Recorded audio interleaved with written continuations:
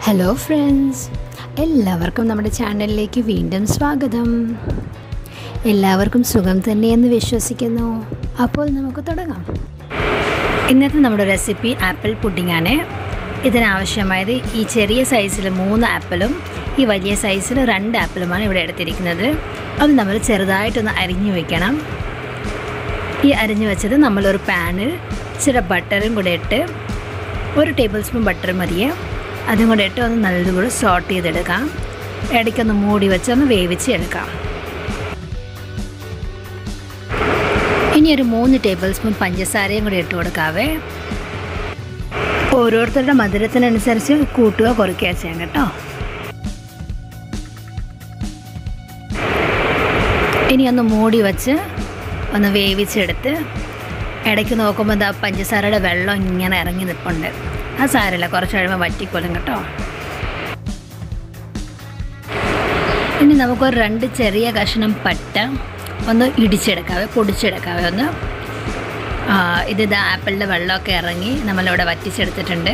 Apple വെന്ത് വന്നിട്ടുണ്ട്.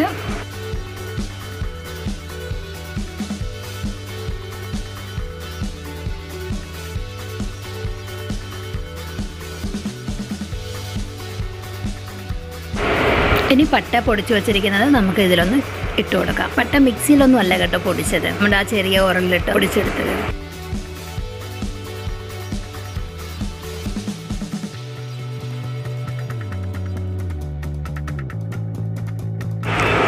നമ്മൾ 8 കശുവണ്ടി ഒന്ന് പൊടിച്ചെടുക്കുന്നുണ്ട്.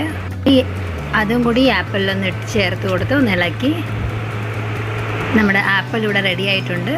ഇത് നമുക്ക് പുഡിംഗ് ഉണ്ടാക്കാം. ഇവിടെ 1/2 ലിറ്റർ പാലൊന്ന് തിളപ്പിക്കാൻ വയ്ക്കാം. ഇനി നമുക്ക് 3 table spoon custard powder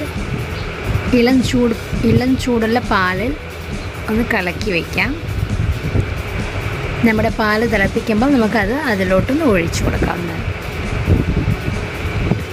3 table spoon custard powder എടുത്തിട്ടുണ്ട്. ഇനി ഒന്ന് കലക്കി വയ്ക്കാം കേട്ടോ. ഇതാ നമ്മുടെ പാൽ ഇവിടെ ഒന്ന് തിളച്ച് വന്നിട്ടുണ്ട്. ഇനി നമ്മളിവിടെ 3 ടേബിൾ സ്പൂൺ പഞ്ചസാരയും കൂടെ ഒന്ന് ചേർത്ത് കൊടുക്കുന്നുണ്ട് പാലിന്. ഈ കസ്റ്റർഡ് കലക്കി വെച്ചതും കൂടെ ഒന്ന് ചേർത്ത് കൊടുത്ത് ഒന്ന് ഇളക്കി അതൊന്ന് തിളച്ച് വരുമ്പോഴത്തേക്ക് ഒന്ന് ചെറുതായിട്ടൊന്ന് കുറുകി വരുമ്പോൾ നമുക്ക്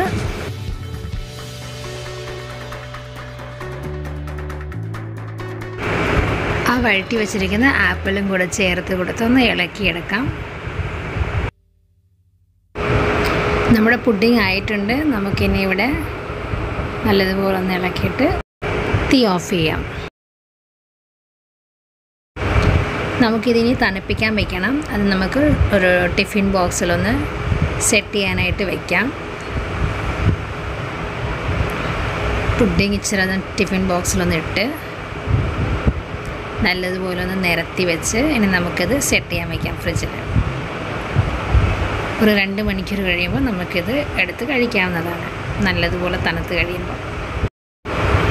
പുഡിംഗ് സെറ്റായി വന്നിട്ടുണ്ട്. ഇനി നമുക്കൊന്ന് സെർവിങ് ഡിഷിലേക്കൊന്ന് സെർവ് ചെയ്ത് മാറ്റി വയ്ക്കാം.